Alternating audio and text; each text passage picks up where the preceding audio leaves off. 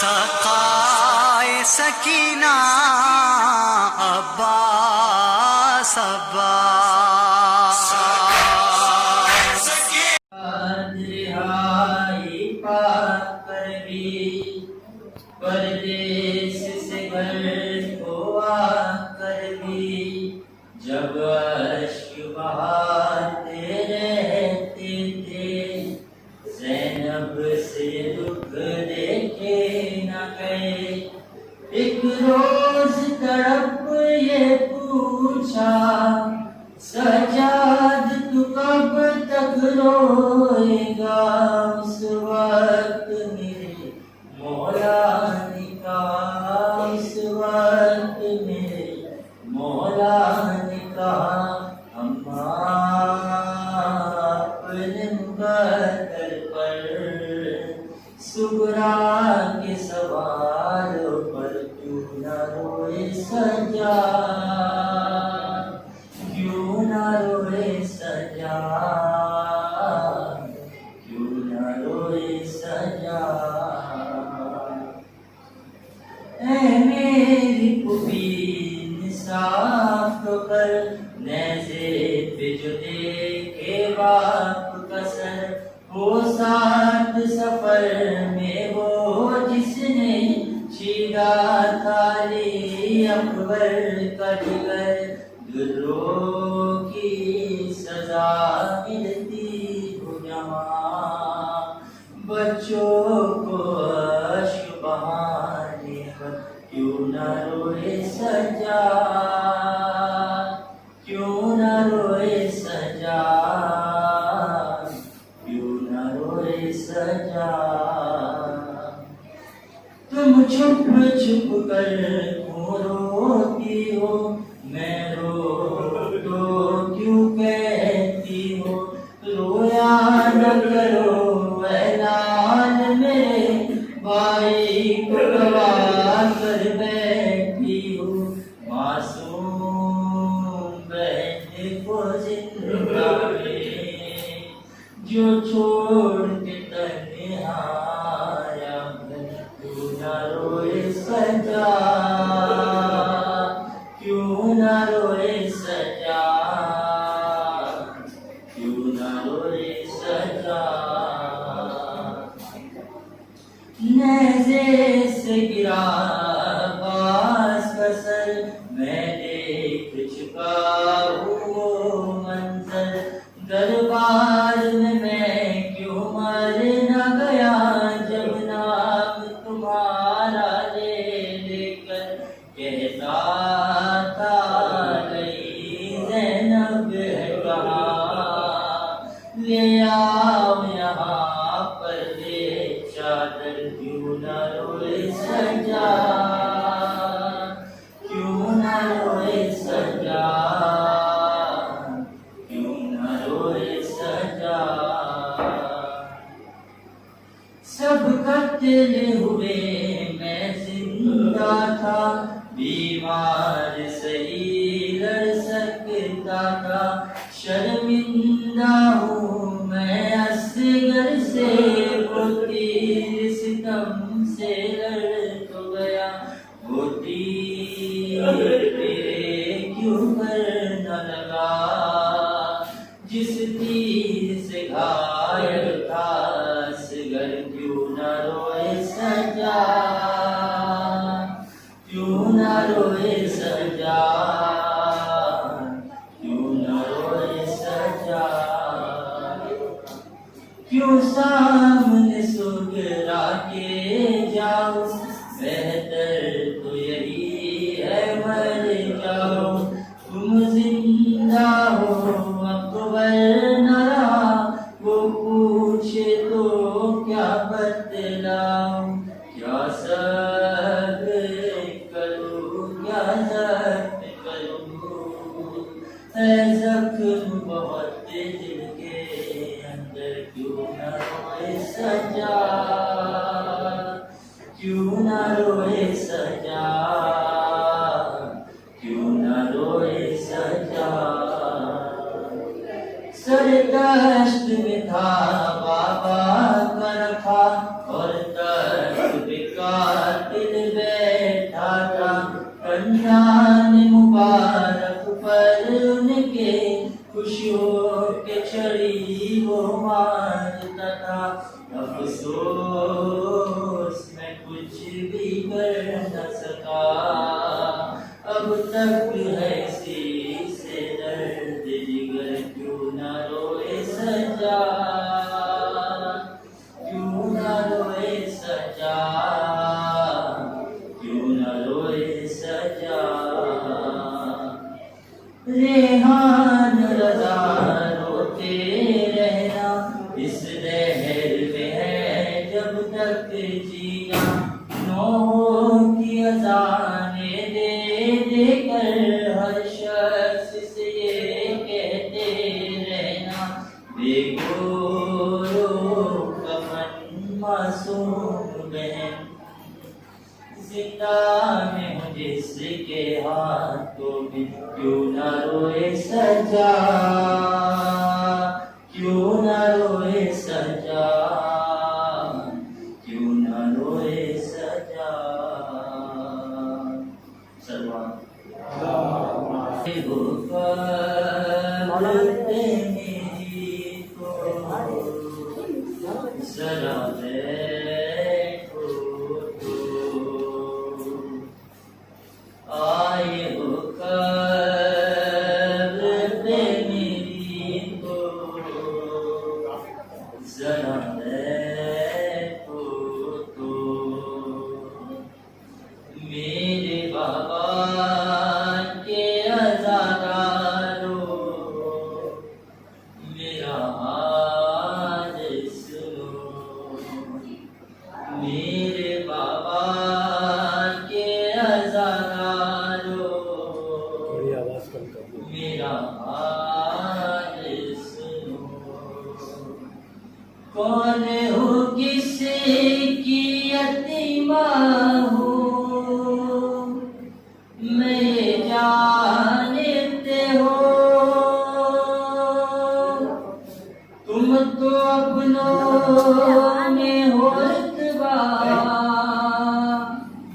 मेरा पहचानते हो। अभी जिंदा से सकीना ये सदा देती है, मेरी गुर्बत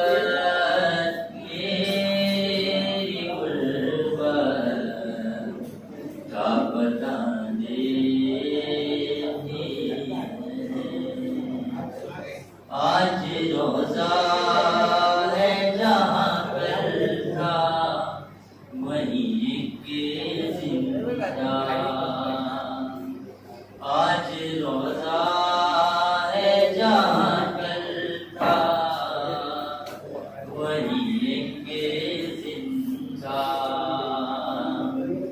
ऐसा जिंदा के रस जाती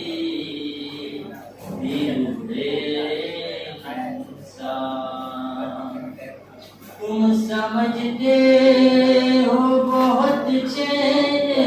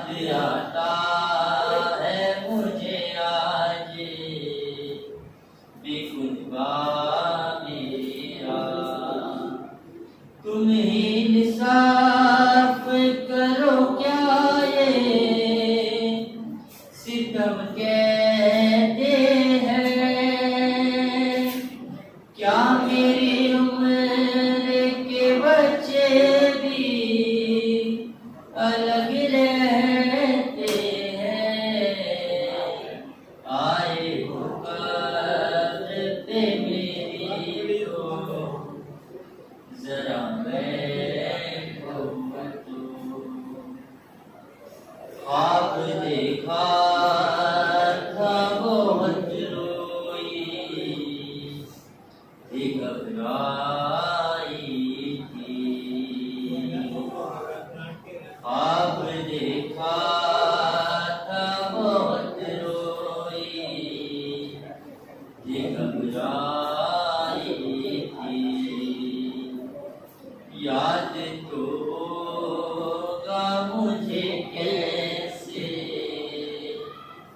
कज़ा आई थी। हिल नहीं सकता था जो कैसे चलाया था। किस तरह मुझे को मेरे भाई ने दफनाया था। अब जिंदा से सकीना ये सदा देती है। मेरी गुर्बत मेरी गुर्बत क्या पता देती है। सलमान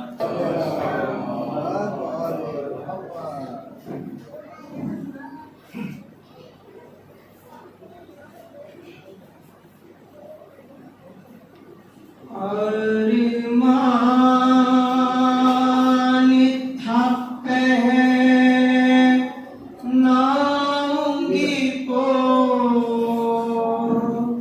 शाके शाही अफसोस के रासाई ना तुझे को ये जवानी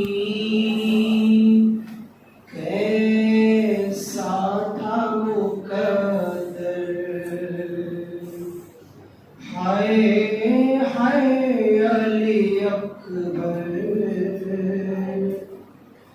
हाय हाय अली अकबर। 18 बरस पाल के परवान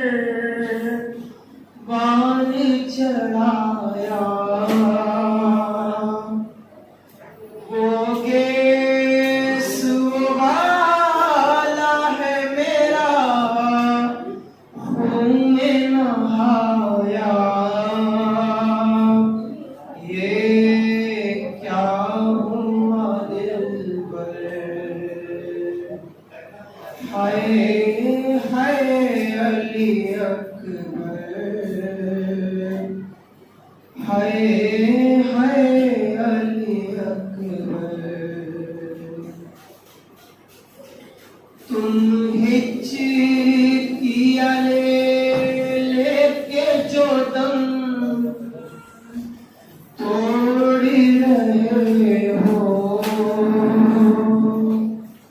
तुम हिचकिया लेके जो दम तोड़ रहे हो। मुमा से हमेशा के लिए मोड़ रहे हो। क्यों रूठे हो दिल पर। हाय हाय अली अकबर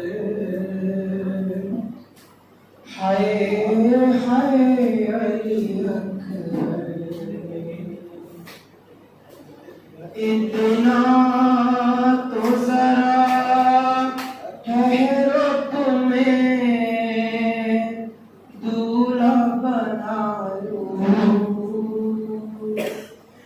फिर एक झलक सहर की सुबह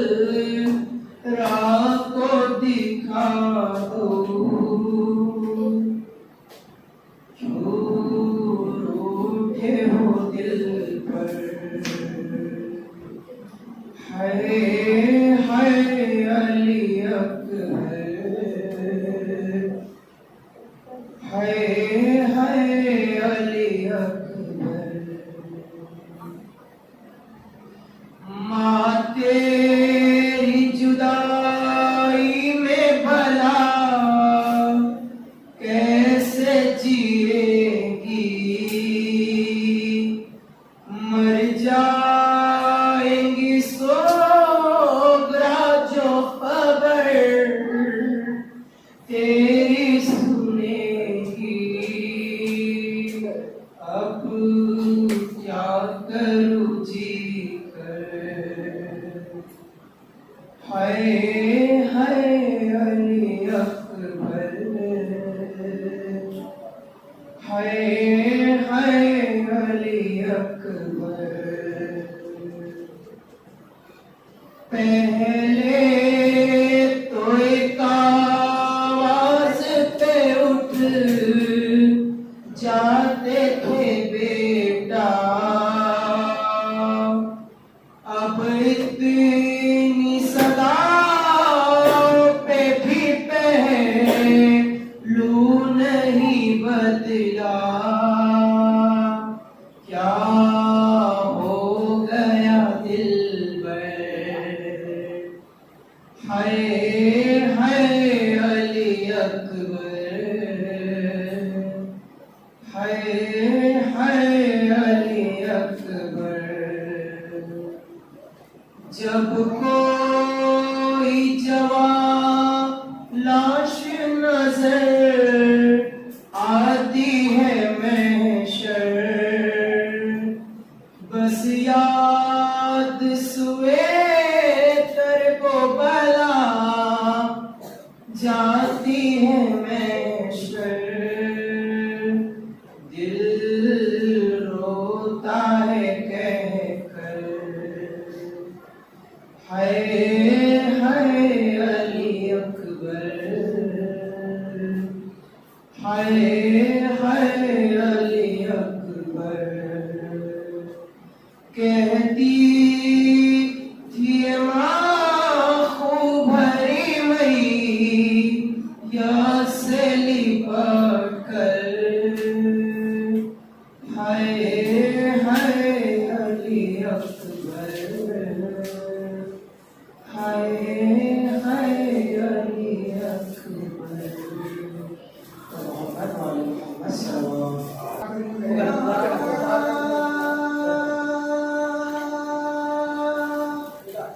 की लाडली हूँ मैं, मुझको परदेस में रुलाओ ना,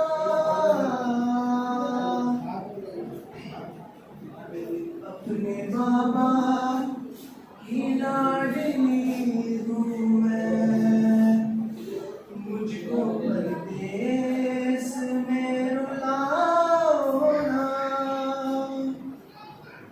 है गोशवारे मैं खुद उतार हूँ, तुम तमाचे मुझे लगाओ ना, अपने बाबा की लाडली हूँ मैं।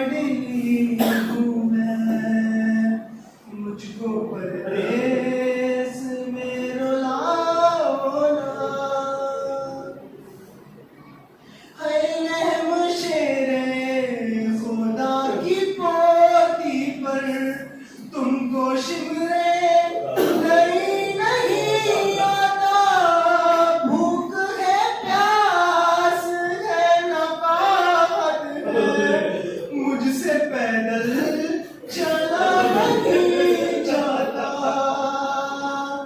अरे सांस लेने को थोड़ी देर जरा ताजियां ने मुझे लगाओ ना, अपने बाबा की लाडली हूँ मैं, मुझको पर्दे से में रुलाओ ना, अपने बाबा की लाडली हूँ मैं, मुझको पर्दे से में रुलाओ ना। हो गई हूँ यतीम सहरा में, साथ रहवार के दौड़ाओ ना, अपने बाबा की लाडली हूँ मैं, मुझको पर्दे से में रुलाओ ना। मोहम्मद वाले मोहम्मद सल्लल्लाहु आप लोग आ गए हैं।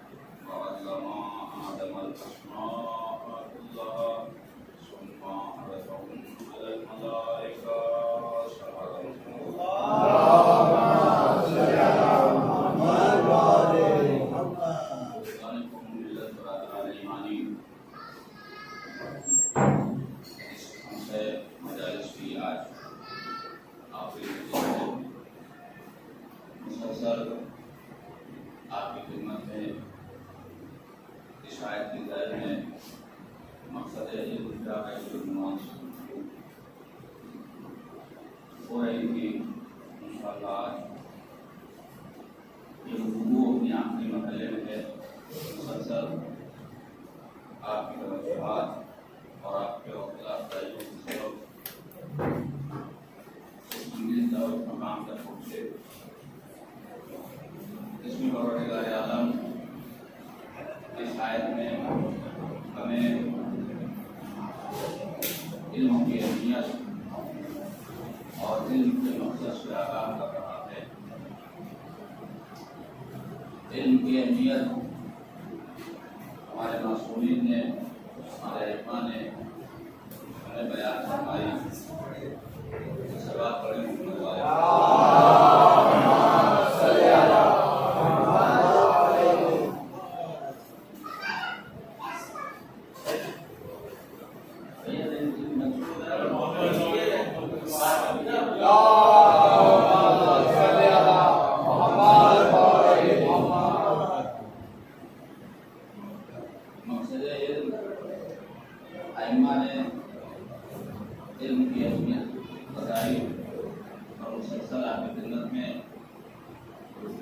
करी है।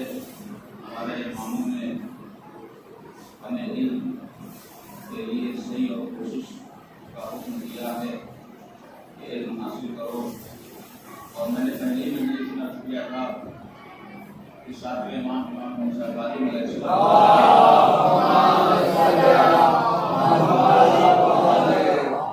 फरमाया कि मैं जागिर के साथ मसनद पर बैठने से बेहतर ये समझता हूँ कि आलिम के साथ पूरे पर बैठा जाए। इल्म हासिल करो गहवारे से कब्र तक। इल्म हासिल करना हर मुसलमान मर्द और औरत पर वाजिब है। जहाँ इल्म की अहमियत बताई वहीं पर आलिम का मर्तबा भी समझाया। तो देखो मौतुल आलिम मौतुल आलम, आलिम की मौत आलम की मौत। शैतान 1000 आलिम के मरने पर उतनी खुशी नहीं मनाता जितना एक आलिम की मौत पर खुशी मनाता। और बहुत सी हदीसें हैं कि आलिम के पास बैठना 1 घंटा बैठना 1000 नमाजों से बेहतर है। ये इल्म की अहमियत है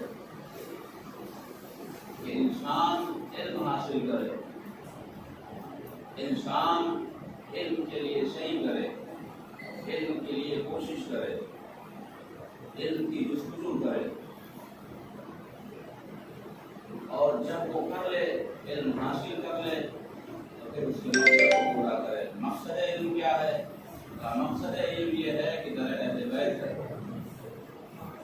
अल्लाह ये चाहता है कि किसी तरफ से भी आओ मगर दर अहले बैत। ये मकसद है इल्म। मौत आलिम मौत आलम, आलिम की मौत आलम की मौत। जहाँ इल्म की अहमियत है वहीं आलिम की फजीलत। तो ये कौन से आलिम की फजीलत? पहले इमाम अली अलैहिस्सलाम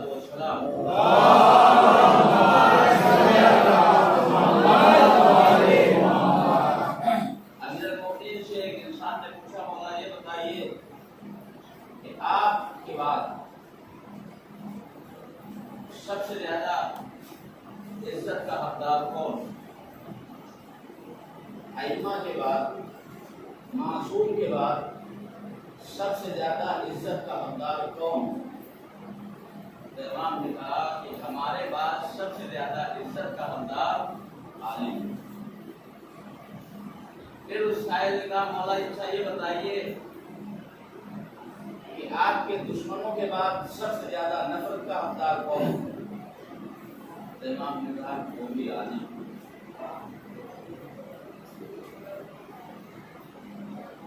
पूछने वाला हैरत ज़दा रह गया।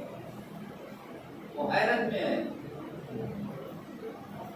कि आपके बाद सबसे ज्यादा इज्जत का हकदार आलिम, आपके दुश्मनों के बाद सबसे ज्यादा नफरत का हकदार वो भी आलिम। इमाम ने कहा इसलिए पूछा, मौला ये क्यों, ये कैसे? कहा सुनो, जब आलिम हमारा हक बयान करे तो वो सबसे ज्यादा इज्जत का हकदार, और अगर आलिम हमारा हक छुपाए तो हमारे दुश्मनों के बाद सबसे ज्यादा नफरत का हकदार। सलवात भेजे मोहम्मद वाले।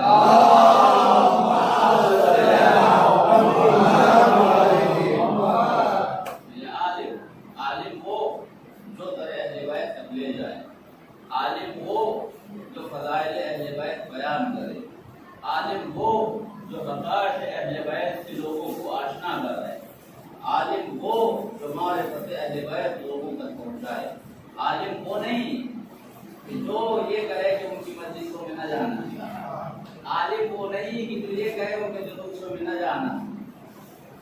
आलिम तो वो भी है, एक वो भी आलिम है जो मस्जिदों से रोक रहा, आलिम वो भी है जो जुलूसों से रोक रहा।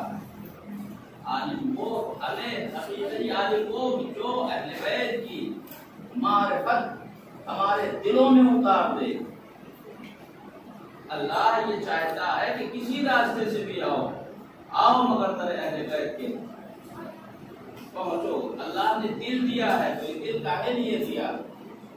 दिल दिया है अहले बैत से मोहब्बत के लिए, तो ये मोहब्बत का दायरा, इसे आजाद न करो, इसे दरबदर ना होने दो, इसे लेके आओ तेरे अहले बैत को, इसे लेके आओ, इस अहले बैत के मुसाफिर, अहले बैत के दर के मुसाफिर को भटकने ना दो, इनसे इनके दर तक पहुंचो। ये मकसद है। और जहां कुरान ने हुकूक बयान किए वहीं पर अल्लाह ये चाहता है कि हर ज़ाविये से इंसान करे अहले बैत तक पहुंचे। कल मैंने अर्ज किया था आपके खिदमत में कि वालिदैन से मुराद ज़ाहिरी बाप है और बातिनी बाप से मुराद पैगंबर इस्लाम और मौलाए कायनात। देखिए अल्लाह ने ये तो कुरान में हुकूक बयान किए हैं, ये वालिदैन का अल्लाह ने अपनी इबादत के बाद इताअत वालिदैन का हुक्म दिया है। जैसा कि हमने कल आयत की तिलावत की थी आपकी खिदमत में सूरह बकरा की, कि अल्लाह ने बनी इस्राइल से वादा लिया था, वही अखदना मीसा बनी इस्राइल, कि हमने बनी इस्राइल से वादा लिया था, ऐद लिया था कि तुम ला ताबुदूना इल्लल्लाह, तुम अल्लाह के अलावा किसी की इबादत नहीं करोगे, वबिल वालिदैन इहसाना, और वालिदैन के साथ उसने सलूक करोगे। और आयत आगे बढ़ती है कि देखो यतीमों का हक, मिस्कीनों का हक, रिश्तेदारों का हक, अहबाब का हक, अजीजों का तक पहुंचाते रहना। तो ये जो सारे हुकूक बयान किए अल्लाह ने, ये भी अल्लाह ने सिर्फ इनके लिए नहीं बयान किए हैं, ये हुकूक बयान किए हैं इनके लिए कि इस हुकूक के जरिए तुम अहले बैत तक पहुंचो। अल्लाह ने जो हुकूक बयान किए हैं, ये रिश्तेदारों के हुकूक, ये दोस्तों के हुकूक, ये अहबाब के हुकूक, ये फकीरों के हुकूक, ये मिस्कीनों के हुकूक, ये असीरों के हुकूक। भैया वालिदैन तो चलिए वालिदैन है, रिश्तेदार तो रिश्तेदार है, अहबाब तो अहबाब, इनसे हमारा कोई ना कोई रिश्ता है, लेकिन फकीरों से हमारा क्या रिश्ता, मिस्कीनों से हमारा क्या रिश्ता, यतीमों से हमारा क्या रिश्ता? कहा नहीं, अमीरुल मोमिनीन फरमाते हैं कि जो दौलत तुम्हारे पास है वो सिर्फ तुम्हारे पास है, तुम्हारी नहीं है। थोड़ा सा मुझसे जुड़े कि जो दौलत तुम्हारे पास है वो सिर्फ तुम्हारे पास है, तुम्हारी नहीं है। इसमें मिस्कीनों का भी हक है, इसमें रिश्तेदारों का भी हक है, इसमें अहबाब का भी हक है, और इसमें उनका भी हक है कि जिनका तुमसे कोई रिश्ता नहीं। ये दौलत जो हमारे पास है इसमें उसका भी हक है कि जिससे हमारा कोई रिश्ता नहीं। वो कौन का आपने दरवाजा बंद किया, एक शायर ने आगे दस्तुरबात किया और उसमें 10 सवाल फैलाया। तो अब ये जो हमारे पास है इसमें इस शायर का भी हक है, इसमें इस शायर का भी हक है। अल्लाह ये चाहता है कि तुम किसी के हुकूक न रखो, और इन सारे हुकूक में सबसे ज्यादा अहम वालिदैन के हुकूक हैं, और वालिदैन में सबसे ज्यादा माँ का हक है। देखिए शरीयत में जो हक बयान किया गया है उसमें माँ का हक वारिस के हक से ज्यादा है। माँ का हक ज्यादा है, बाप का हक कम है। क्यों? का इसलिए कि हक की बुनियाद है एहसान, हक की बुनियाद है एहसान, और बाप का हक कम रखा, माँ का हक ज्यादा रखा। क्यों? इसलिए कि बाप ने भी एहसान किया हम पर, माँ ने भी एहसान किया हम पर, लेकिन बाप ने एहसान किया विलादत के बाद। बाप ने एहसान किया विलादत के बाद, माँ ने विलादत के बाद एहसान नहीं किया। बाप ने एहसान किया विलादत के बाद। एक सलवात पढ़े मोहम्मद वाले।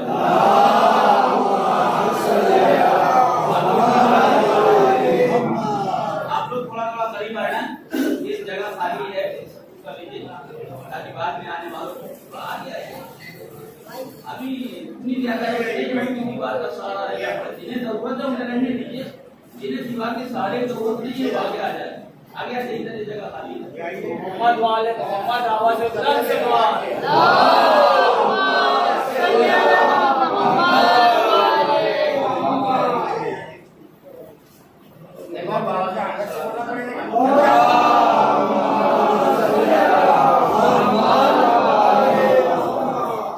बाप ने हम पे एहसान किया विलादत के बाद, उसने हमारी तरबियत करके हम पे एहसान किया विलादत के बाद, उसने हमारी परवरिश की, परवरिश करके एहसान किया विलादत के बाद, उसने हमें रिस्क दिया विलादत के बाद,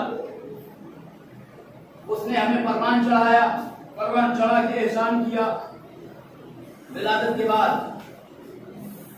तो बाप ने जो एहसान किया वो विलादत के बाद, लेकिन माँ का एहसान विलादत के बाद नहीं शुरू होता। भाई बाप की आगोश का झूला मिला विलादत के बाद, लेकिन माँ के शिकम का गहवारा मिला विलादत से पहले। थोड़ा सा बेदार हो और जुड़े रहिए। मैं अपनी कल की गुफ्तगू से आज की गुफ्तगू मरबूत करना मुझे। बाप की आगोश का झूला मिला विलादत के बाद, माँ के शिकम का गहवारा मिला विलादत से पहले।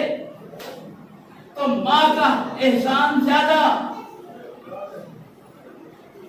माँ का एहसान ज्यादा क्यों? इसलिए कि माँ ने विलादत से पहले भी एहसान किया, विलादत के बाद भी एहसान किया। तो शरीयत ने कहा कि जिसका एहसान ज्यादा उसका हक ज्यादा। शरीयत ने कहा कि जिसका एहसान ज्यादा उसका हक ज्यादा। माँ का हक शरीयत ने इसलिए ज्यादा रखा कि उसने विलादत से पहले भी एहसान किया, विलादत के बाद भी एहसान किया। भाई बाप ने रिस्क दिया विलादत के बाद, माँ ने अपनी रगों का खून पिलाया विलादत से पहले। तो इसलिए शरीयत ने माँ का हक ज्यादा रखा, बाप का हक कम रखा। अब मुझे कोई वो तराजू बताइए कि जिसमें एहसान अबू तालिब को तौला जाए। अब कोई दुनिया मुझे वो तराजू लाए कि जिसमें एहसान अबू तालिब को तौला जाए। कोई वो मशीन तैयार करे कि जिसमें एहसान अबू तालिब को काउंट किया जाए। ऐसा कोई तराजू नहीं बना कि जिसमें एहसान अबू तालिब को तौला जाए।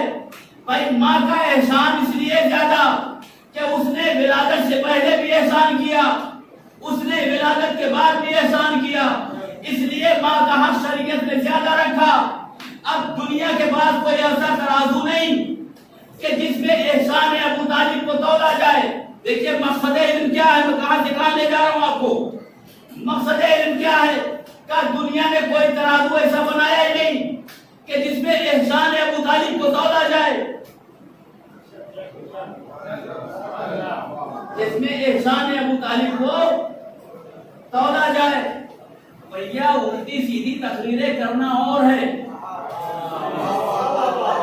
अलग सलत रवायत कर लिख देना और है कि उन्होंने नबी के साथ ये एहसान किया, फुला ने ये एहसान किया, फुला ने ये एहसान किया। भैया जिसने जो किया वो ऐलान नबूवत के बाद किया। जिसने जो किया वो ऐलान नबूवत के बाद किया।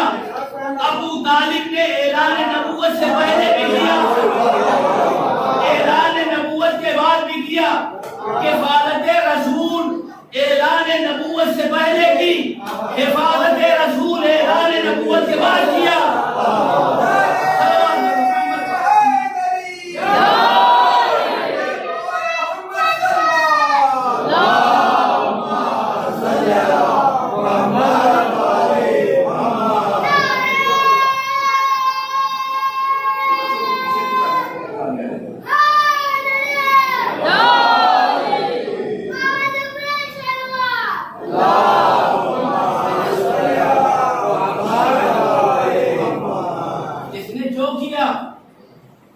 वो ऐलान नबूवत के बाद किया,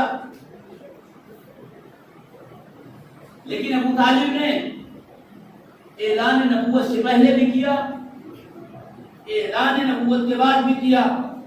हिफाजत रसूल ऐलान से पहले की, हिफाजत रसूल ऐलान के बाद किया। हम पर हुकूक जो किए गए, वाजिब किए गए, कुदरत ने जो हम पर हुकूक वाजिब किए, किस बुनियाद पर? का रिश्तों की बुनियाद पर। रिश्तों ने हम पर एहसान किया, तो अल्लाह ने कहा कि रिश्तों ने तुम पर एहसान किया है तो अब इनके हुकूक अदा करो। तो रिश्तों का एहसान हम पर है, लेकिन अबू तालिब वो है कि जिन्होंने रिश्तों पर एहसान किया। खानदान अबू तालिब वो है कि जिन्होंने रिश्तों पर एहसान किया। भैया ये रिश्ते शुरू से मोहतरम थे? कहा नहीं, इस कायनात में रिश्ते भी बदनाम हुए, शहर भी बदनाम हुआ, मनसब भी बदनाम हुआ, नाम भी बदनाम हुआ। भाई शहर कूफा अहले बैत की से गद्दारी करने की वजह से बदनाम हुआ। शहर कूफा अहले बैत से गद्दारी करने की बुनियाद पर बदनाम हुआ। खिलाफत अहले बैत के दामन से खींची गई, लफ्ज़ खलीफा बदनाम हुआ। खिलाफत अहले बैत के दामन से खींची गई, लफ्ज़ खलीफा बदनाम हुआ। यजीद इमाम हुसैन के मुकाबले में आया, नाम यजीद बदनाम हुआ।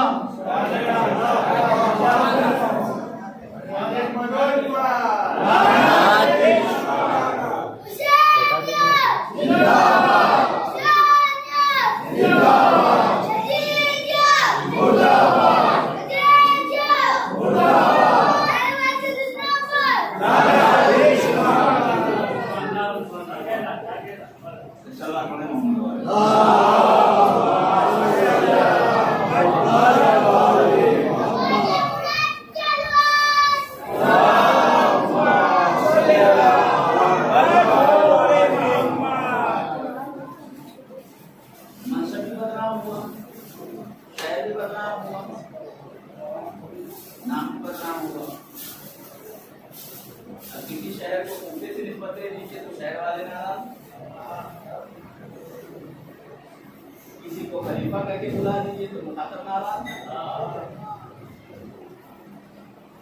किसी बेटे को यजीद करके पुकार दीजिए तो बाप नाराज। तो ये शुरू से ही रिश्ते मोहतरम नहीं थे। यार जो चमक रहे हैं रिश्ते, चमक रहे हैं रिश्ते, ये शुरू से इतने मोहतरम नहीं थे, इतनी चमक नहीं थी।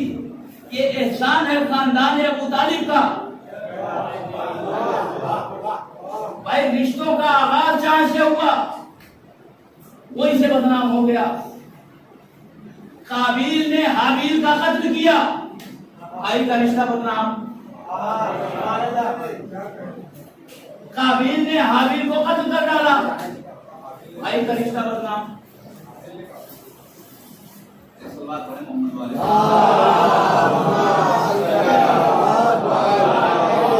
हाबिल ने काबिल को कत्ल किया, भाई का रिश्ता बदनाम। नूह की ज़ौजा ने अपने शौहर से मुखालिफत की, बीवी का रिश्ता बदनाम। आदर ने अपने भतीजे इब्राहिम को सताया, चचा का रिश्ता बदनाम। भाई का रिश्ता बदनाम, चचा का रिश्ता बदनाम, बीवी का रिश्ता बदनाम। ये सारे रिश्ते शर्माए हुए गलियों में बैठे थे कि खानदान अबू तालिब ने सर पे हाथ रख दिया कि घबराओ नहीं, हम तुम्हें भी इज्जत दिलाएंगे। भाई आदर ने चचा के रिश्ते को पस्ती में डाला, अबू तालिब ने उस रिश्ते को उठा के बुलंदी पर तक पहुंचाया। आदर ने चचा के रिश्ते को जलील किया। जनाबे अबू तालिब ने इस रिश्ते को उठा के बुलंदी तक पहुंचाया। नूह की ज़ौजा ने ज़ौजियत के रिश्ते को शर्मसार किया। जनाबे खदीजा ने इस रिश्ते के सर पे इज्जत का ताज रखा। नूह की ज़ौजा ने ज़ौजियत के रिश्ते को शर्मसार किया। जनाब खदीजा ने इसके सर पर इज्जत का ताज रखा। हाबिल ने काबिल को कत्ल करके भाई के रिश्ते को बदनाम किया। अब्बास ने हुसैन की नुसरत करके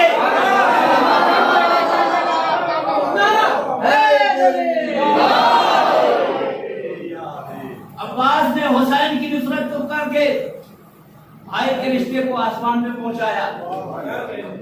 अब चचा है तो मोहब्बत है, अब भाई है तो वफा है, अब ज़ौजा है तो इताअत है। और ये रिश्ते पहले मोहतरम न थे। खानदान अबू तालिब ने रिश्तों को भी मोहतरम किया, इन्हें भी इज्जत दी। तो अल्लाह का इंतजाम ये है, अल्लाह चाहता ये है कि उन्वान कुछ भी हो, बयान कुछ भी हो, मजमून कुछ भी हो, लाओ सबको दरे अहले बैत तक।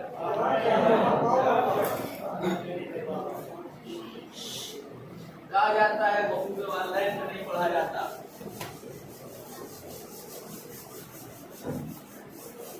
बेटे नालायक निकल रहे हैं तो उनसे नहीं पढ़ा जाता। भैया सब तो पढ़ा जाता है, बस आप उनके अपने बच्चों को दरे अहले बैत तक लेके तो आओ, उन्हें एहतराम करना सिखाओ। जब वो इनका एहतराम करने लगेंगे तो फिर तुम्हारा भी करेंगे। जब वो अहले बैत का एहतराम करेंगे तो वो आपका करेंगे, क्योंकि हमने देखा है कि जो इनका ना हुआ वो किसी का ना हुआ।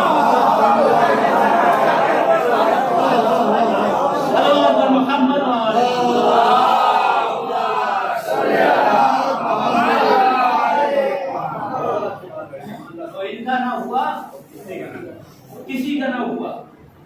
तो हम पर ये हुकूक रखे गए और हमसे कहा कि तुम्हारे बाद में उनका भी हक है जिनसे तुम्हारा कोई रिश्ता नहीं। ये तुम्हारे पास जो है ये तुम अपना ना समझो, ये सिर्फ तुम्हारा नहीं है, इनमें उनका भी हक है कि जिनसे तुम्हारा कोई रिश्ता नहीं, इनमें माल हमारा, दौलत हमारी, मेहनत हमारी, जमा हमने किया, कमाया हमने, इकट्ठा हमने किया, फाके हमने किए, झूठ हमने बोले, और ये सब करके हमने इकट्ठा की दौलत। लेकिन वो सिर्फ हमारा नहीं है, इसमें रिश्तेदारों का भी हक है, इसमें दोस्तों का हक है, और इनमें उनका भी हक है कि जिनसे हमारा कोई रिश्ता नहीं। भैया अल्लाह ने उन तक का हक रख दिया हमारी दौलत में कि जिनसे हमारा कोई रिश्ता नहीं, जिनसे हमारा कोई रिश्ता नहीं। तो जब हमारी दौलत में उनका हक है जिनसे हमारा कोई रिश्ता नहीं, तो फिर उस फातिमा का फिर वो कैसा रिश्ता, वो ऐसा रिश्ता कि ऐसा किसी का रिश्ता नहीं। हम फातिमा वाबूहा वबालुहा वबनुहा।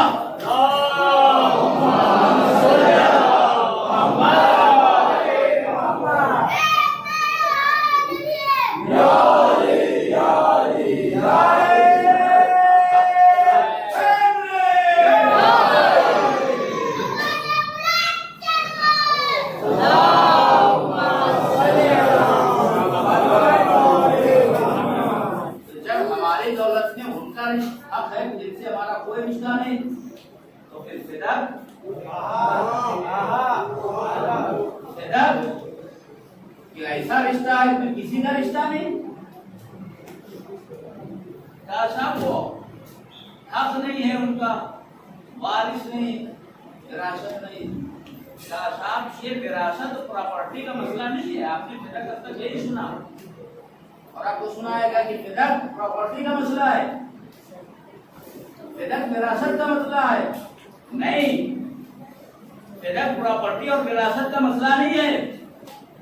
फिदक का ताल्लुक अल्लाह की अदालत से है।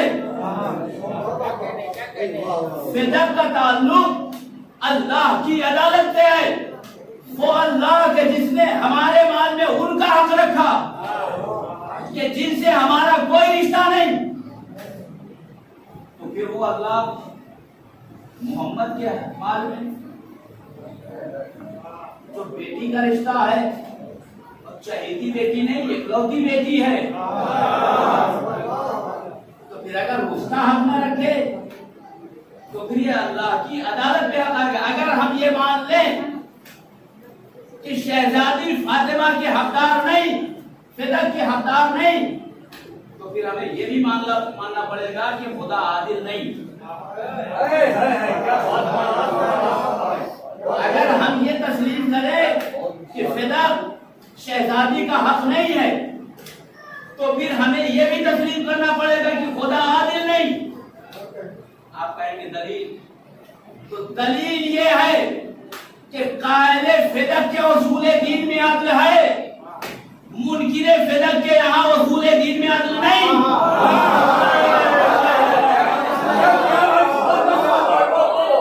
कायले फिदक है,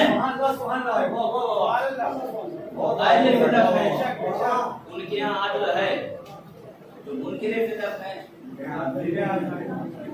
सवाल पढ़े मोहम्मद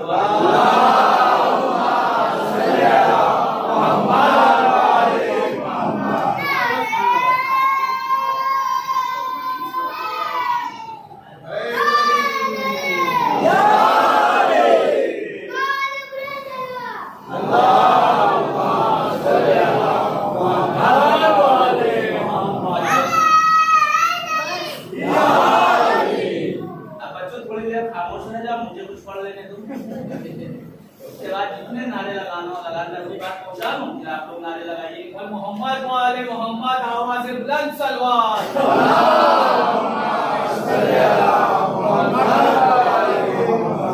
मैं नारों का मुखालिफ नहीं हूँ, लेकिन अगर हमारी गर्दन पर खंजर रख के नारे लगाए जाए तो इसलिए, हालांकि नारे तकबीर और नारे अली देखिए, स्वामी जो उन्होंने कहा कि दस्ते हक और दस्ते खैबर गिर दोनों एक है, और या अली और नारे तकबीर दोनों एक है।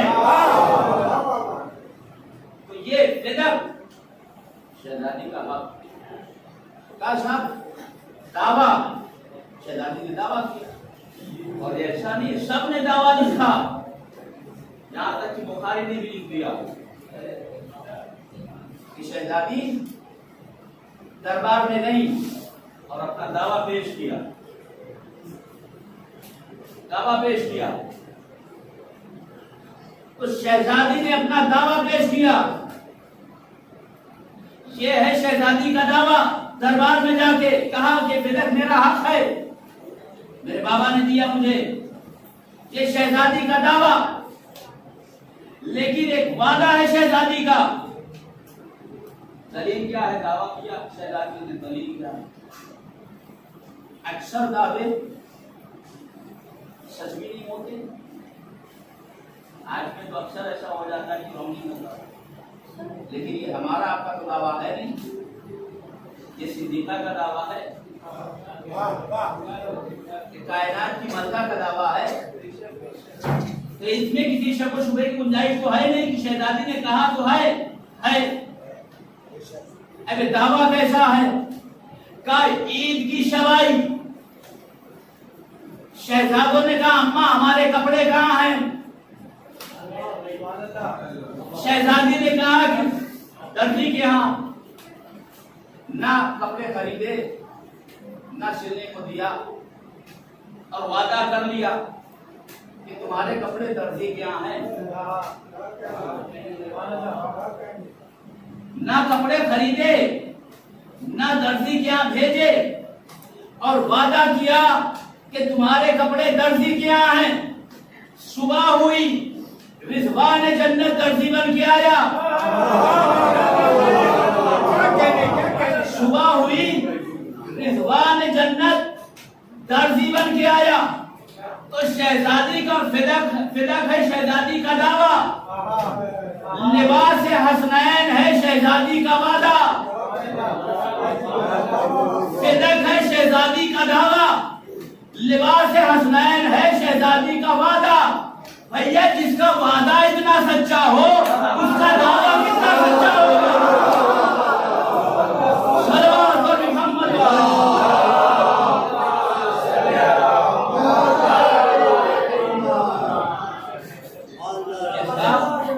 जिसका दावा वादा इतना सच्चा है, कपड़े खरीदे नहीं, दर्जी के यहाँ भेजे नहीं और कह दिया सुबह दर्जी लेके आएगा, तो रिजवान जन्नत दर्जी बन के आया। ये शहजादी का वादा है, फिदक शहजादी का दावा है। एक दावा हमें कुरान में मिला, आगोश मरियम में ईसा आए। अब लोगों ने देखा तो मरियम से पूछा, तुम्हारा बाप साहिब किरदार था, तुम्हारी माँ साहिब किरदार थी, ये कुरान के जुमले हैं।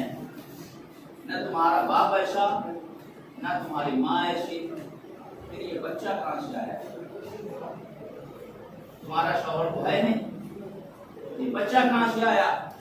लिए पेशानी कुदरत पर बनाए और कहा मरियम इन गुस्ताखों को कोई जवाब न देना, इन गुस्ताखों को कोई जवाब न देना। मिजाज कुदरत समझ में आया कि कुदरत ये चाहती है कि कोई मासूमा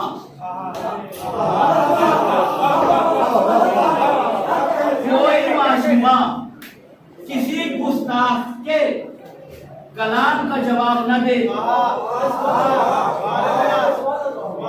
कोई मासूमा किसी गुस्ताख के कलाम का जवाब न दे, चाहे कलाम का जवाब हो या कलाम का जवाब हो। ये मशीयत नहीं चाहती कि मासूमा किसी गुस्ताख से बात करे। क्या तुम चुप रहो, इन्हें बोलने दो। आज ये बोलेंगे। जनाब मरियम ने ईसा की तरफ इशारा किया, जैसे इशारा मिला ये बोलने लगे, इन्नी अब्दुल्लाह आतानी अल किताब वजानी नबिया, मैं अल्लाह का बंदा हूं, मुझे अल्लाह ने किताब दी है, मुझे नबी बनाया है। तीन दावे कर रहे हैं। जनाब ईसा ने 3 दावे किए, इन्नी अब्दुल्लाह मैं अल्लाह का बंदा, आतानी अल किताब किताब दी है उसने, वजानी नबिया नबी बनाया है। जब ये जनाब ईसा ने माँ की गोद से कहा तो कुरान में भी है, रवायत में भी है, तारीख में भी है कि सारे यहूदी खामोशी से चले गए। फिर किसी ने लबकुशाई नहीं की, फिर किसी ने कोई सवाल नहीं किया।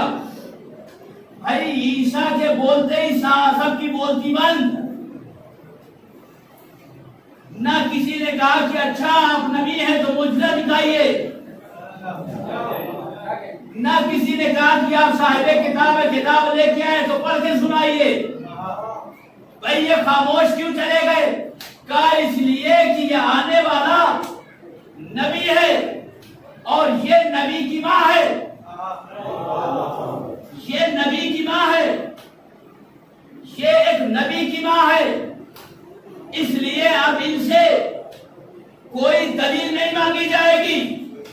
भैया बाहर मिजाज मुसलमानों का कि ईसा की दलील को, ईसा की बात को, ईसा के दावे को बगैर दलील के माना जाए, फातिमा के दावे के लिए दलील मांगी जाए।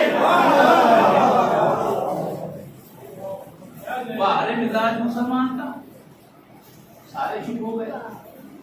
अच्छा साहब ईसा कह क्या है? इतनी अब्दुल्लाह आतानी अल किताब वजालनी नबिया कि मैं अल्लाह का बंदा हूँ, उसने मुझे नबी बनाया है, उसने मुझे किताब दी है। और सब के सब चुप होकर चले गए। सवाल क्या था? क्या तुम्हारा शौहर तो है नहीं तुम्हारे पास, तुम शादीशुदा हो नहीं, फिर ये बच्चा कहां से आया? सवाल था मरियम की इस्मत का। जनाब ईसा फजाइल अपने सुना रहे हैं, मैं अल्लाह का बंदा, मैं किताब लेके आया, मैं नबी बन के आया। सवाल ये था कि ये बच्चा कहां से आया? उंगली उठी थी मरियम के किरदार पर, बोले ईसा, हालांकि ना वक्त था ना सिन, हालांकि ना वक्त था ना सिन, लेकिन बोले और बोल के मासूम की शान बयान की कि जब कोई मासूम आगोश में बोलता है तो वो शौकिया नहीं बोलता, फजीलतन नहीं बोलता, जरूरतन बोलता है। जब कोई बच्चा, जब कोई मासूम, ये शान मासूम बताई कि जब कोई मासूम आगोश में बोलता है तो वो जरूरतन बोलता है या अपनी माँ की इस्मत की गवाही के लिए बोलता है। ईसा शौकिया नहीं बोले, जरूरतन बोले। बात चूंकि मरियम की इस्मत की आई तो जनाब ईसा बोलने लगे। जनाब ईसा ने बोलकर मरियम की इस्मत की गवाही दी। अली ने आगोश रिसालत में बोल के नबूवत की तस्दीक की। जब कोई मासूम बोलता तो शौकिया नहीं बोलता, जरूरतन बोलता। तो इशारा था मरियम के किरदार पर, और जब बोले तो सब खामोश होकर चले गए। क्यों हो गए भाई? दलील मांगो, ठीक है, तौरात लेके आए हैं, इंजील तो बोलो, सुनाए। और सारी तारीख ने लिखा कि जनाब ईसा ने सिर्फ दावा किया है कि मैं किताब लेके आया हूं। ईसा के हाथों में इंजील दिखी नहीं। इंजील आ रही है जनाब ईसा के 30 साल के बाद। जब ईसा 30 साल के हो गए तब आई दावा 30 साल पहले कि मैं किताब लेके आया। नज़ूल किताब 30 साल के बाद दावे के। भाई ये दावे का मतलब ये मैं किताब लेके आया, ये नहीं कि वो पूरी चीज के साथ लेके आए। कहानी अल्लाह जब मासूम को भेजता है तो इल्म किताब दे के भेजता है। इल्म किताब पहले देता है, नुज़ूल किताब बाद में होता है। अल्लाह इल्म किताब पहले देता है, नुज़ूल किताब बाद में होता है। अब कोई अहमक ये न कहे कि अली ने तिलावत कुरान नुज़ूल कुरान से पहले कैसे किया। सलवात भेजे मोहम्मद।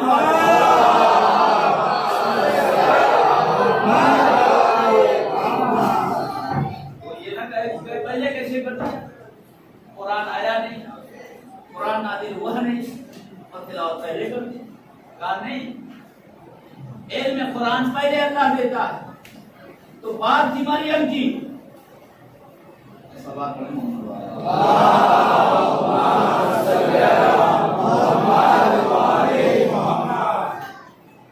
बात थी मरियम की। ये बच्चा कहां से आया? जनाब ईसा बोले और सब खामोश हो गए। तो भाई दलील मांगो, सबूत मांगो। आप नहीं मांगेंगे तो का जो नबी की माँ हो उसके किरदार पे शक नहीं किया जाता। जो नबी की माँ हो उससे दलील नहीं मांगी जाती। जो नबी की माँ हो उससे दलील नहीं मांगी जाती। रख है ध्यान में, जो नबी की माँ हो उससे दलील नहीं मांगी जाती, जिसका बेटा नबी हो उससे दलील नहीं मांगी जाती। तो भैया मरियम से ईसा से दलील इसलिए नहीं मांगी कि ईसा मरियम के बेटे, मरियम से दलील इसलिए नहीं मांगी कि वो नबी की माँ, एक नबी बेटा है मरियम का, वो एक नबी की माँ है, इसलिए दलील नहीं मांगी गई। एक नबी की माँ होने की वजह से मरियम से कोई दलील नहीं मांगी गई। हालांकि मरियम का एक बेटा नबी, तो फिर जिसका बाप नबी, जिसका शौहर वली, जिसके बेटे इमाम, फिर उससे दलील क्यों मांगी गई? दावा है तो दलील।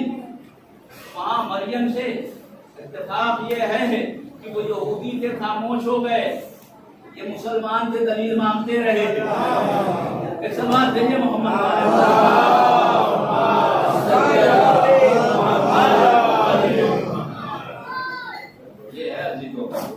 ये है मकसद इल्म। मकसद इल्म यही है कि किसी भी दरवाजे से आओ, लेकिन ठहरो शहर इल्म के दरवाजे। किसी भी रास्ते से आओ, लेकिन आओ दर इल्म पर, बाबे इल्म पर। दर दर न भटको, दर हैदर पे आओ। पेट के बिस्तर, हाथ में लोटा लेकिन न घूमो, आओ दर हैदर पे बैठ कर आओ, क्योंकि यही से इल्म मिलेगा।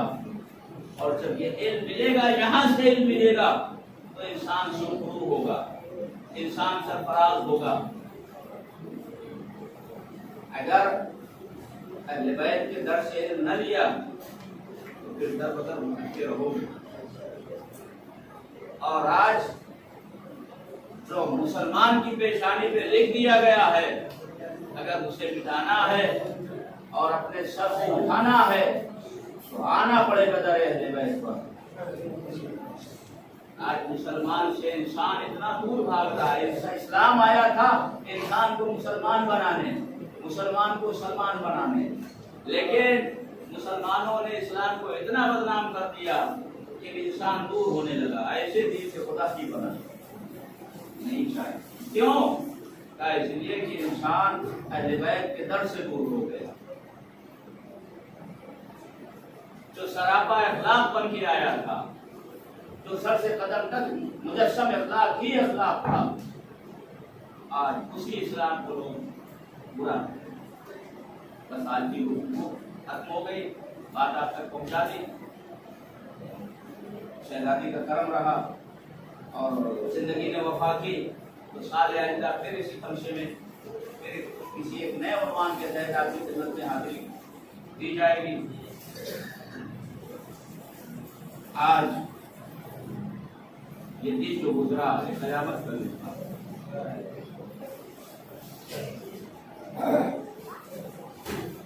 रोते रोते वो खामोश हो गया कि जो अपने बाप पे रो ना पाया। आप इससे जब किसी ने वतन में किया कलाम, गुजरे कहा ज्यादा सितम आप पर इमाम, रो रो के 3 बार कहा शाम शाम शाम। जज़ाकुमुल्लाह खैरल जज़ा। खुदा आपको कोई गम न दे सिवाय करबला के। आपकी आवाज़ गिरिया बुलंद हो गई। यही आवाज़ खातून जन्नत को पसंद है। यही आवाज़ सुनने के लिए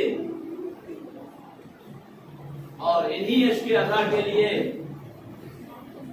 हुसैन की दुखिया माँ अपना शिकस्ता पहलू पकड़े हुए, आशा का सहारा किए हुए मजलिसों में आ जाते। शाम से एक गरीब बहन आती है और एक यतीम यतीमा बेटी भी आती है, जिसके कानों की लबें जख्मी, जिसके पोते का दामन जला।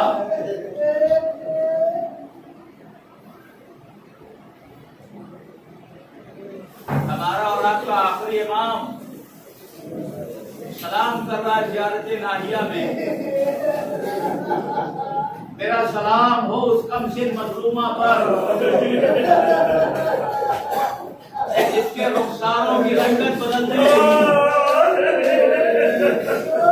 करबला से शाम तक जिसके रुखसारों की रंगत बदलती रही, कभी सुर्ख हो गए, कभी जर्द हो गए, कभी सियाह हो गए। अल्लाहु अकबर, जज़ाकुमुल्लाहु खैरल जज़ा। आहिस्ता आहिस्ता मशाइख इंशाअल्लाह मैं आपको एक मंजिल तक लाना चाहता हूँ। मदीने में मैंने कल अर्ज किया था कि इमाम सज्जाद बाजार से गुजरते थे तो कसाब अपनी दुकानों पे पर्दा डालते थे कि कहीं इमाम जानवर को ज़िबा करता हुआ न देख ले, और अगर देखते थे तो पूछ लेते थे, भाई ज़िबा करने से पहले इसे पानी पिलाया कि नहीं पिलाया। ज़िबा करने वाला कहता मौला हम ज़िबा करने से पहले हमारा दस्तूर है कि हम इसे पानी पिलाते हैं जानवर को। जब इमाम ये सुनते तो रो के कहते हाय मेरा बाबा, हाय मेरा बाबा भूखा मारा गया।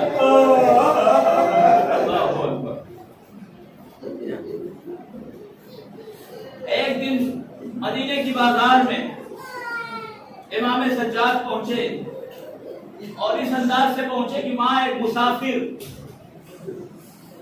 बाजार के चौराहे पे खड़ा है, आवाज लगा रहा है अनल गरीब, मैं गरीब हूँ। इमाम ने ये सजा सुनी, उसके करीब आए, भाई गरीब क्यों कहता अपने आप?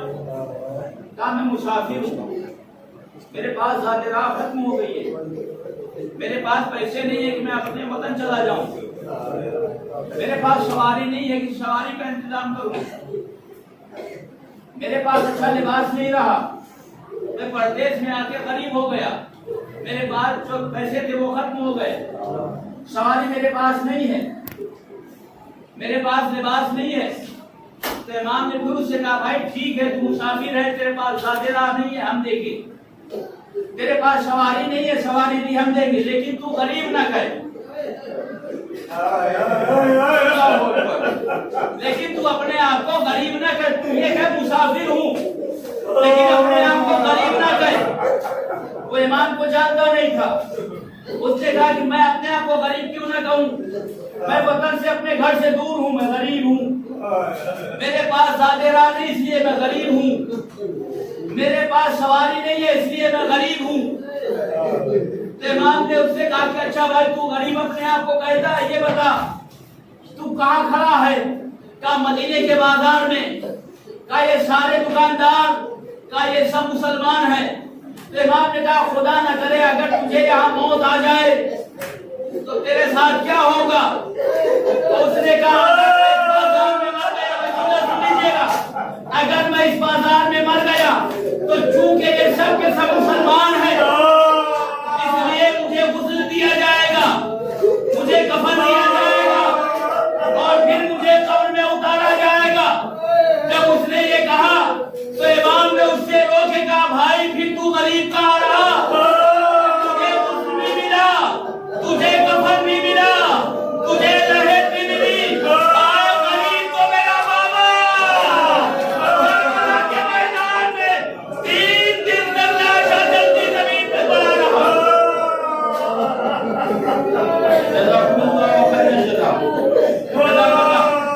रोने का हक लेकिन यही है, ये आवाज़ों पे खुदा अपनी रहमत नाज़िल करे, हक लेकिन यही है। शाम से जो बीवी आई वो दुआ लेके जाएगी आपको, ये मेरे बाबा के दादा सलामत रहो, ये मेरे बाबा के रोने वालों सलामत रहो, तुम्हारी बोलियां आवाज रहे। भाई अब तू गरीब कहाँ रहा? तुझे कफन भी मिल गया, तुझे गुस्ल मिला, तुझे कफन मिला, तुझे लहद मिली, फिर तू अपने आप को गरीब क्यों कहता? गरीब तो मेरा बाबा था, वो कुछ मिला, ना कफन मिला, अरे जो लिबास था जालिमों ने वो भी उतार दिए।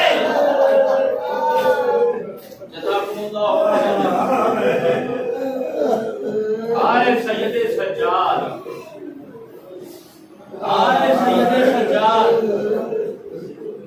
किसी का जवान बेटा मौजूद हो और उसके बाप का लाशा बेगौर कफन पड़ा रहे और वो देखता रहे, ये इमाम सज्जाद का कलेजा कि बाप का पामाल लाशा देख रहे हैं और देखने बिना जिंदा है। चेहरे का रंग बदला, बल्कि भूपी ने सहारा किया, मेरे लाल क्या साथ छोड़ दोगे तुम भी? मेरे लाल तुम ही हमारे सहारा हो हमारा, अब तुम भी साथ छोड़ देना चाहता हो। इमाम ने रोके कहा, भूपी अम्मा आपने इंसाफ नहीं किया, अरे जिसका जवान बेटा मौजूद हो उसके बाप का लाशा में दोनों कफन पड़ा रहे।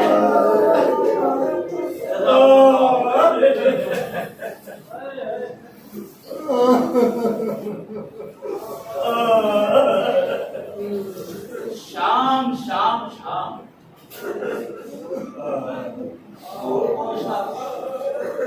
इमाम सज्जाद भाई पूरे मक्तल में हर चीज का शुमार है। करबला में कितने शहीद हुए शुमार मिलता है, कितने दिन से प्यासे हैं मक्तल में लिखा है, कितने असीर करबला से कूफा चले तादाद मिलती है, कितने शाम तक पहुंचे रावियों ने लिखा है, लेकिन दो चीज का शुमार नहीं मिलता। एक हुसैन की यतीमा की प्यास कब बुझी, एक बीमार के पुष्प पर ताजिया ने कितने खाए, इसका शुमार नहीं मिलता। बस में दो रवायत और खत्म दुआ, लेकिन दोनों मुख्तसर इंशाअल्लाह जब भी महसूस करेंगे तो हफ्ते गिरिया अदा हो जाएगा, जब भी महसूस करेंगे गिरिया करेंगे। इमाम सज्जाद को दरबार शाम में लाया गया, अहले हरम खड़े हैं, 700 कुर्सी नशीन बैठे हुए हैं, आले रसूल को खड़ा किया गया, तारुफ हो रहा है अहले हरम का, ये अली की बड़ी बेटी, ये अली की छोटी बेटी, उस बेटे के दिल पे क्या गुजरेगी जिसे जिसकी माँ और फूफियों को ना महरमों के मजमे में तारुफ कराया जा रहा हो। यजीद के दरबार में एक जुल्म ऐसा भी हुआ, एक जुल्म ऐसा भी हुआ कि ये जुल्म इमाम सज्जाद जैसा साबिर न कर सका। एक शख्स उठा और उठने के बाद कहता, यजीद ये बच्ची मुझे कनीजी में दे दे। उसने हुसैन की यतीमा की तरफ इशारा किया और कहता, यजीद ये बच्ची मुझे कनीजी में दे दे। जैसे हुसैन की यतीमा ने सुना, भाई के दामन से लिपट गई, भैया भैया क्या बाबा ने ये भी मंजूर किया था?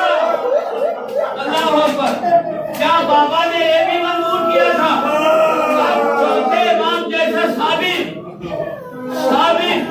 यजीद के सामने खड़ा हो गया और हाथों को उठा के कहा, यजीद हमारे सब्र का इम्तिहान न ले, हमारे सब्र का इम्तिहान न ले। मैं सज्जाद हूँ, सज्जाद, मुझे सज्जाद रहने दे, अब्बास बनने की मंजूर है।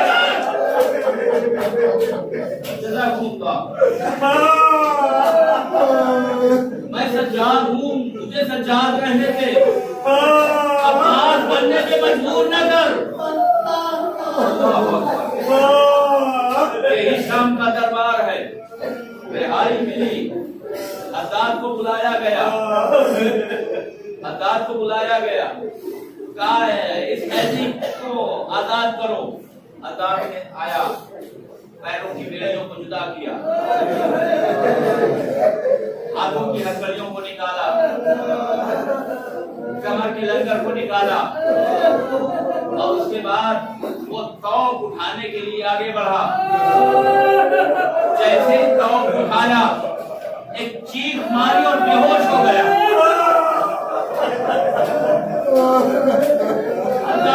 चीख मार के बेहोश हो गया। जब वो होश में आया तो उससे पूछा कि तू बेहोश क्यों हो गया? कहा ये तौबे खानदान और कहा ये बीमार और एक गले की हड्डियां दिख रही है।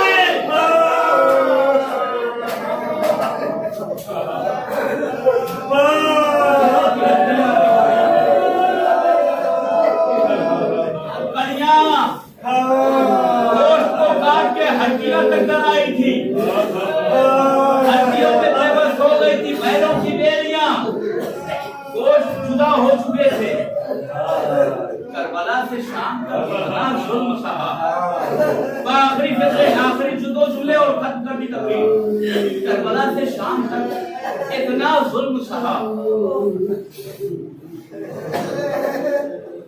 जवान भाई बूढ़ा हो गया। जवान भाई बूढ़ा हो गया, और फिर वो भाई बूढ़ा क्यों ना हो जाए कि जिसके सामने 4 बरस की बहन बूढ़ी हो जाए। अरे बहुत बड़ा जुमला कर दिया, रोने के लिए काफी है। जिसके सामने उसकी छोटी बहन बूढ़ी हो जाए। शहजादी सकीना के बाल सफेद हो गए थे, गालों पे झुर्रियां पड़ गई, फिर वो भाई क्यों न ज़ईफ हो जाए। ये काफिला चला मदीने। शहादत इमाम सज्जाद के चंद फिक्रे आपकी खिदमत में अर्ज करना। ये काफिला पहुंचा मदीने, मदीने के बाहर ठहरा। मदीने में खबर पहुंची कि हुसैन का काफिला जो मदीने से गया था वापस आ गया। अब एक बहन उठी ऐसा का सहारा लेके, दादी को साथ लिया, आगे आगे कनीज, पीछे पीछे हुसैन की बेटी सुगरा, पहलू में उम्मुल बनीन मदीने के बाहर आई। क्या देखा कि सरे राह एक ज़ईफ बैठा हुआ है। उम्मुल बनीन ने कनीजों से कहा कनीज जा और उस ज़ईफ से कहे कि रास्ता छोड़ के कनारे बैठ जा। उससे कहे कि हुसैन की शहजादी आ रही है, हुसैन की बेटी आ रही है। कनीज गई और कहा ज़ईफ कनारे हो जा, हमारी शहजादी आ रही है। उस ज़ईफ ने कहा कनीज तू अपनी शहजादी को लेके गुजर जा, मैं अपना पर्दा खुद कर लूंगा, मैं अपना पर्दा खुद कर लूंगा। कनीज आई, उम्मुल बनीन से कहा बीबी वो ज़ईफ हटने पे तैयार नहीं। अब धीरे धीरे धीरे धीरे उम्मुल बनीन और जनाबे सुगरा करीब होती गई। कनीज बार बार कहती रही कि अरे ज़ईफ तू यहाँ से हट जा, या रास्ते से रास्ता छोड़ के दूर बैठ जा, हमारी शहजादी आ रही है। फिर इमाम सज्जाद ने कहा कनीज तू अपनी शहजादी को लेके गुजर जा, मैं अपना पर्दा खुद कर लूंगी। इधर इमाम सज्जाद ने जुमला कहा, उधर कनीज ने फिर कहना चाहा। एक मर्तबा एक आवाज आई, ए कनीज इसे यही रहने दे, इसे बोलने दे, मुझे इसकी आवाज अपने भैया सज्जाद से मिलती होती है।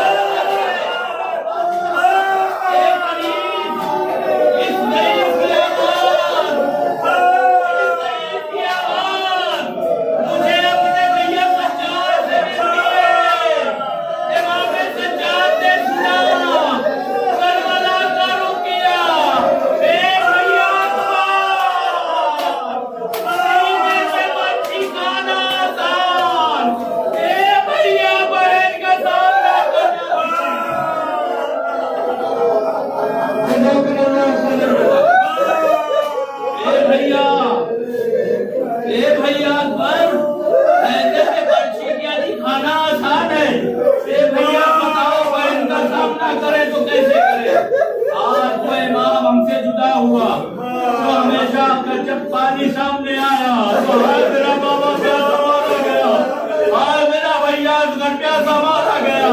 कभी खाना सामने आया तो हाय मेरा बाबा भूखा मारा गया, हाय मेरा भैया घर भूखा मारा गया। नीचे खून के आंसू रोने वाला इमाम दुनिया से रुखसत हो गया, लेकिन अरबाब रियाजा रुखसत हो गए इमाम सज्जाद। लेकिन रवायत ये बताती है कि मदीने में इमाम सज्जाद का जनाजा उठा, गुस्ल भी मिला, कफन भी मिला और ला के जन्नतुल बकी में दफन किया गया। मैंने हाथों को जोड़ा, मौला मेरा दिल कहता है कि जब जब इमाम सज्जाद के जिस्म पर इमाम बाकी से पानी डाला होगा, वो सज्जाद तड़प के गई होगी,